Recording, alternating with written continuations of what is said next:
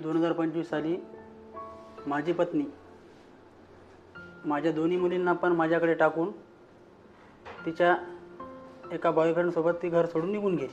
मी जेवढे पण प्रकरण बघितले त्या प्रकरणामध्ये कोणत्याच महिलेने असं नाही म्हटलं की माझ्यावरती खरोखर छळ झाला आणि मला पैसे नाही पाहिजे, मला फक्त न्याय पाहिजे. प्रत्येक महिला पैसे का मागते?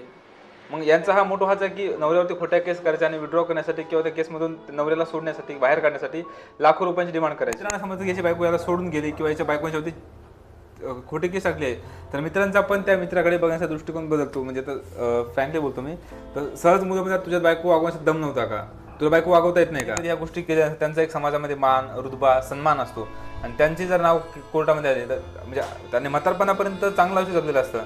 जर म्हातारपणे आणि त्यांच्या मरणाच्या 20-30 वर्ष अगोदर जर त्यांना कोर्टामध्ये चक्रा मारावं लागतील तर ही त्यांच्यासाठी खूप मोठी अपमानाची गोष्ट आहे.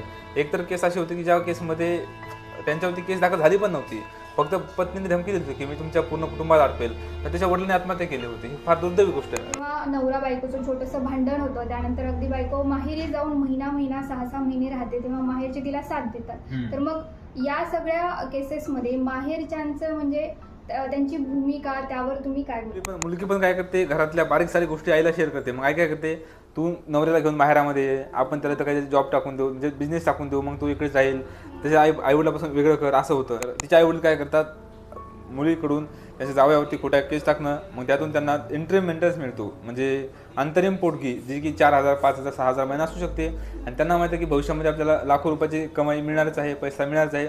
त्यामुळे ते मुलीला माहेरात ठेवून जावयासोबत केस खेळत असतात. त्यांनी दर 4 मिनिटाला एक पुरुष हा कौटुंबिक कारणामुळे आत्महत्या करतोय. बाकी तर सोडून द्या, कर्जबाजारी, व्यसन वगैरे वगैरे हे नाही बघत आपण, फक्त कौटुंबिक कारणामुळे दर 4 मिनिटांनी एक पुरुष आत्महत्या करतोय. 15 दिवस पहिले मी FIR बसला, त्यामध्ये त्या महिलेने सांगितलं होतं की माझ्या पतीने माझ्या मुलाची पॅन्ट खाली ओढून त्याच्या जनेंद्रियासोबत खेळण्याचा प्रयत्न केला. आणि ह्या घटनेचं काही खरं काही, ह्या गोष्ट काही म्हणजे एक तथ्यहीन गोष्ट आहे. ही महिला फक्त पतीला कसं फसवता येईल, कसं अटकावता येईल, कसं जेलमध्ये टाकता येईल, ह्याच उद्देशाने ती ह्या केस करते. जेव्हा तिला सोशल मीडियामुळे वैवाहिक वाद आणि पब्लिक शेमिंग वाढला आहे का? तुम्हाला काय वाटतं?